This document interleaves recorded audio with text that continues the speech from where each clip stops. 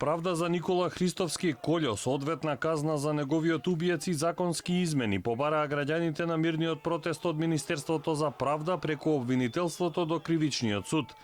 На институциите им дадоа жолт картон како знак на револт поради затворската казна од 3 години и квалификацијата на делото како убиство во миг. Таткото на Никола Христовски, Игор, вели дека она што е напишано во пресудата не соодветствува на инцидентот кога беше убиен неговиот син. Се сомнева и во вистинитоста на медицинската белешка на осудениот за убиството. Очекува судот да ја прифати жалбата, делото да го квалификува како убиство и да го врати случајот на повторно судење. Протестите ќе продолжат. Доколку сите 10 души биле во моментот, тоа е таков момент, доколку сите 10 за да се одбрани он да го употреби, тогаш би било убиство во миг. Но еден на еден со Никола му дошол голорак, со нели во борбата нивна кој кого совладува или како да употребиш отпосле еден на еден, тоа не е убиство во миг.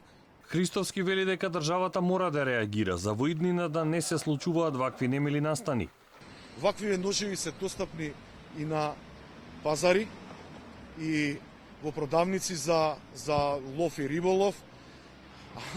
Еве докажано, сега се докажува дека се смртоносни. И тука мора да има измена. Убиството на Никола Христовски се случи минатата година на 14 август во паркот на музиката во Скопско Ново Лисиче. Расправија меѓу тинејџери се претвори во физичка пресметка. 18 годишниот АТ со нож во градите го прободе 17 годишниот Никола.